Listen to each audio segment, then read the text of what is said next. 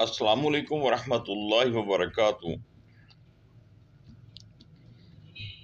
آج اگر ہم ڈاکٹر خالد اقبال کو انٹرنیٹ پہ تلاش کرنا چاہیں تو آپ کو بے شمار ڈاکٹر خالد اقبال کے نام سے وہاں پہ ملیں گے، اور آپ کو خالد اقبال شاہین بھی ملیں گے، ہومیوپیتھک میں بھی ملیں گے، ایلوپیتھک میں بھی ملیں گے، طب یونانی میں چلے جائیں، طب یونانی جدید یا قدیم میں بھی آپ تلاش کریں، ماشاءاللہ آپ کو حکیموں کی، ڈاکٹروں کی لائنیں لگی ہوئی ملیں گی۔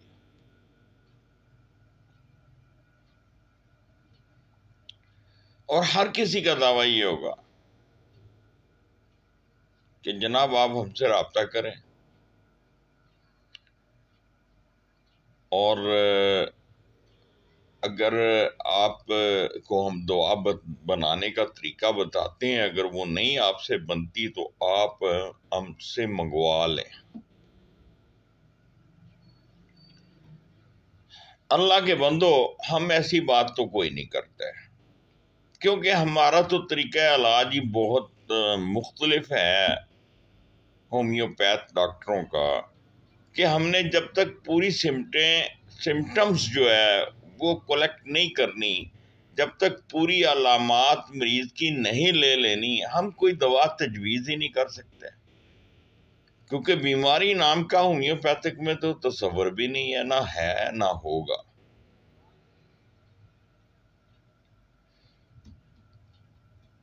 آج کل میں نے سننے میں ایک بہت معروف بوٹی جو ہے نا وہ آ رہی تھی میرے سننے میں، تو میں نے اس پر ریسرچ شروع کی، اس کا نام ہے دھماسا۔ لیکن جب میں نے اس پہ ریسرچ کی تو واقعی وہ دھماسا جو ہے نا وہ دھماکہ ہی ہے، اور اس میں اللہ تبارک و تعالیٰ نے جو قدرتی اوصاف شفائیہ رکھے ہیں وہ اس قسم کے ہیں کہ وہ ہر مرض میں استعمال ہو جاتی ہے، اور بیسیکلی وہ خون کو صاف کرتی ہے۔ اور جو بوٹی بھی خون کو صاف کرتی ہے، لا محالہ آپ کا خون اگر بلڈ بالکل صاف کر دیا جائے، اس میں سے گندگی نکال دی جائے، اس میں گندے مادے ختم کر دیے جائیں، تو آپ صحت مند ہو جائیں گے۔ اس میں سلفر کا بھی ایک اہم کردار ہے، اس کے بارے میں بھی میں نے پڑھا تھا، ایک بہت سائنسدان تھے ڈاکٹر، اور ان کے یہ صرف الفاظ جو ہیں میرے لیے بہت اہم ہیں کہ اگر دنیا میں سب دعائیں ختم کر دی جائیں اور صرف سلفر ہی اکیلی باقی ہو تو میں اس سے دنیا کی ہر مرض کا علاج کر سکتا ہوں۔ یہ دعویٰ بھی ہے ان کا۔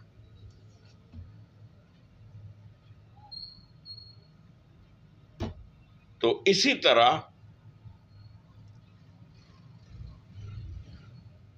اللہ تبارک و تعالیٰ نے مسلمانوں کے لیے جس چیز میں شفا بیان کیا وہ القرآن ہے، منبع نور، منبع شفا مومنین کے لیے، جو اس کو پڑھنے والے ہیں، جو اس کو سمجھنے والے ہیں، جو اس پہ عمل کرنے والے ہیں۔ بیماریاں تو ان کے قریب بھی نہیں آتی، ماشاءاللہ، الحمدللہ۔ اگر آ جائیں تو اللہ ہی شفا دینے والے ہیں، وہ خود لکھتا ہے قرآن پاک میں ہی بیماری کرتا ہوں اور میں ہی شفا دینے والا ہوں، اور اس کا نام بھی ماشاءاللہ شافی ہے، اور وہی سب کے لیے کافی ہے۔ اسی طرح قرآن پاک میں شہد کو بھی شفا کہا گیا ہے۔ اب بات یہ ہے کہ شفا تو ہے، اس کا وہاں پہ مخصوص کسی بیماری کے لیے نہیں بتایا گیا، اس کا مطلب کہ وہ بھی یونیورسل ہے، یونیورسل بیماریوں کے لیے، کوئی بھی بیماری ہے اس کے لیے وہ بہترین علاج ہے۔ جسمانی بیماریوں کے لیے، نہ کہ روحانی بیماریوں کے لیے صرف قرآن پاک ہے۔ اللہ پاک خود کہتے ہیں کہ دلوں کا سکون اللہ کی یاد میں ہے، اور اللہ کی یاد جب آپ کریں گے، اللہ کا ذکر کریں گے، اللہ کو یاد کریں گے، تو اللہ کی کتاب کا سہارا لیں گے۔ اللہ کی کتاب کو پڑھنا اللہ کو یاد کرنا ہے۔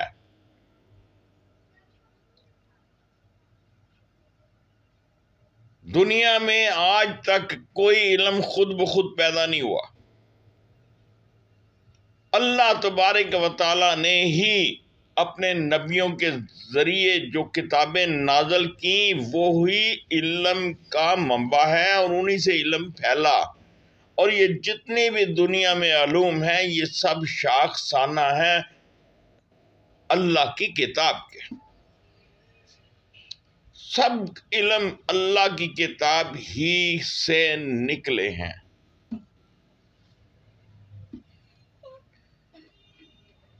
اسی طرح آب زمزم کے بارے میں بھی اللہ کے نبی صلی اللہ علیہ وآلہ وسلم کی احادیث موجود ہیں کہ وہ شفا ہے، اور الحمدللہ یقیناً اس میں آپ دیکھ لیں، اس کے بارے میں یہ معروف ہے کہ اگر وہ پڑا رہے جتنی دیر مرضی اس کو رکھ لیں، نہ اس میں بو پیدا ہوتی ہے، نہ اس کا رنگ تبدیل ہوتا ہے۔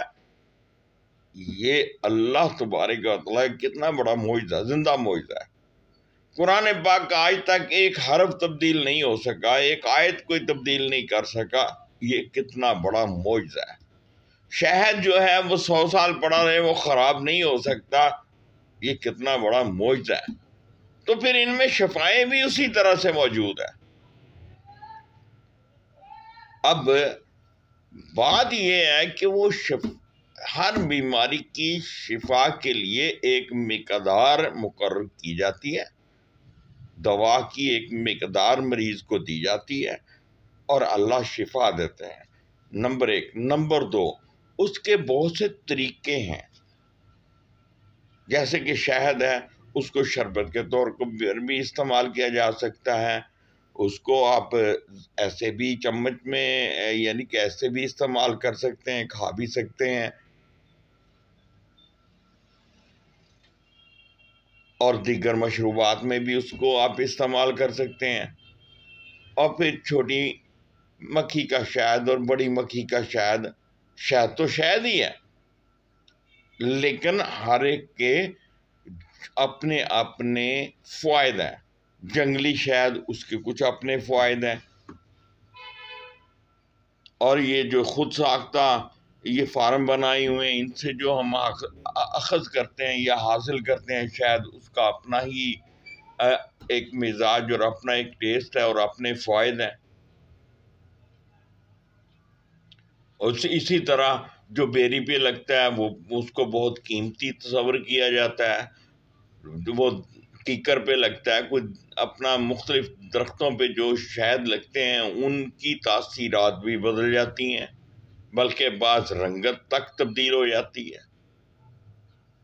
اسی طرح ان کے استعمال کا طریقہ بھی مختلف ہے، اس کی ڈوز کتنی دینی ہے، کس طرح سے دینی ہے، یہ ایک الگ فن ہے، اور اس کو جانے بغیر صحیح طریقے سے ہم کسی بھی بیماری کا علاج نہیں کر سکتے۔ یہاں پر جاتے جاتے ایک چھوٹا سا نسخہ آپ کے پیش نظر کر دوں جو مجھے کسی معروف ہومیوپیتھک ڈاکٹر سے ملا ہے، کہ آب زمزم اگر آپ 10 ml لیتے ہیں تو اس میں 5 ml شہد ڈال لیں، یا اس کے برابر ڈال لیں، چھوٹی مکھی شہد ہو تو آنکھوں کی ہر بیماری کے لیے وہ تیر بہدف ہے۔ حتیٰ کہ سننے میں آیا ہے کہ موتیہ تک کو ختم کر دیتا ہے۔ پھر میرے ایک اور معروف ڈاکٹر ہیں، زاہد اقبال صاحب ہیں، ماشاءاللہ ان کا بہت تجربہ ہے، اور انہوں نے ایسے ایسے مریضوں کے زخم ٹھیک کیے ہیں جو بالکل لا علاج تھے، اور جن کو ان کے اعضاء کاٹ دینے کا ہسپتالوں نے اور ڈاکٹروں نے سرٹیفکیٹ جاری کیے ہوئے تھے، اور ماشاءاللہ ان کے پاس جب وہ مریض پہنچے اور انہوں نے ان کا ٹریٹمنٹ کیا تو ان کے اعضاء کٹنے سے بچے گئے۔ اور میں نے ان سے پوچھا کہ یہ ڈاکٹر صاحب، زاہد صاحب، یہ آپ کیا استعمال کرتے ہیں؟ انہوں نے کہا جی میں صرف شہد کی پٹی کرتا ہوں۔ سبحان اللہ، سبحان اللہ و بحمدہ، سبحان اللہ العظیم و بحمدہ، استغفر اللہ۔ دوستو، بھائیوں، بہنوں، بچوں، سب سے میری درخواست ہے، ایک تو میرا جو چینل ہے یوٹیوب پہ جو چینلز ہیں ان کو آپ لائک کریں، سبسکرائب کریں، اور میری ویڈیوز کو اگر آپ مفید سمجھتے ہیں تو ان کو آگے شیئر بھی کریں، اور جس کسی کو کسی بھی قسم کا کوئی پرابلم ہے، روحانی یا جسمانی یا کسی بھی قسم کا وہ مشورہ لینا چاہتے ہوں تو بندہ گناہ گار آپ کے لیے حاضر ہے۔ اپنی دعاؤں میں یاد رکھیے گا، ناچیز گناہ گار کا واٹس ایپ نمبر 0303635395 ہے، جو 24 گھنٹے آپ کی خدمت کے لیے آپ کے سامنے پیش کیا جاتا ہے۔ اللہ آپ و ہمارا حامی و ناصر ہو۔ اپنا خیال رکھیے گا۔ اللہ حافظ۔ السلام علیکم۔